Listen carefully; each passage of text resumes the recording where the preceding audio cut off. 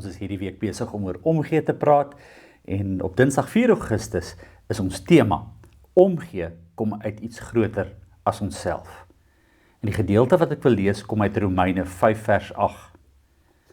Maar God bewys sy liefde vir ons juis hierin dat Christus vir ons gesterf het toe ons nog sondaars was. Van kleins af leer ons dat dit goed is om met ander te deel en in mense se nood te kan help. Maar het jy al ooit gewonder waarom ons dit doen? Is dit bloot goeie maniere of lê daar iets dieper agter? Paulus help ons om hierdie vraag te beantwoord. 1 Korintiërs 13 vers 3 skryf hy, al deel ek alles uit wat ek besit, maar ek het geen liefde nie, baat dit my niks. En dis 'n teks wat mens hart tref, want dit beteken dat 'n mens uiterlik baie kan gee sonder om werklik hoegenaamd te gee. Ware omgee begin daarom nie by ons nie, maar by God. En dit is belangrik dat ons daar begin as ons gee. Dit word gebore uit die besef dat hy ons eerste lief gehad het. Nog voordat ons na hom gesoek het, het hy na ons uitgereik. En nog voordat ons iets kon verdien, het hy sy seun vir ons gegee. En hierin lê die wese van omgee. Daarom gee ons nooit net geld, tyd of hulp nie. Wanneer ons vanuit God se ware liefde leef, deel ons sy wese, sy goedheid, sy genade en sy oorvloed.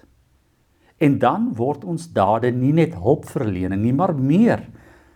Dit word getuienisse van God se hart en van God se krag.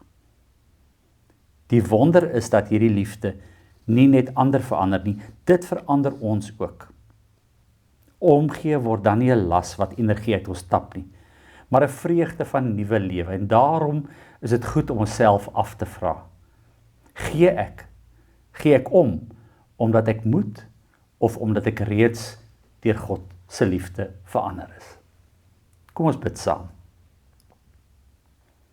Onse hemelse Vader, dankie dat u liefde nie van ons afhanklik is nie.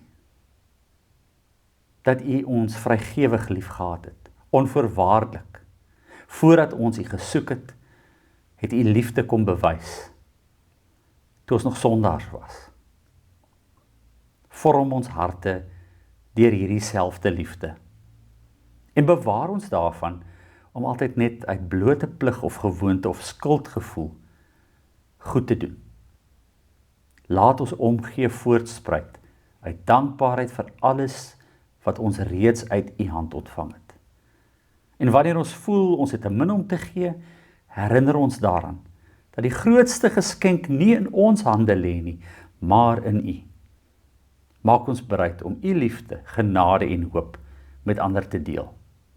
En mag elke woord van bemoediging en elke daad van vriendelikheid en elke offer wat ons bring 'n venster wees waardeur mense iets van Christus kan sien. Amen.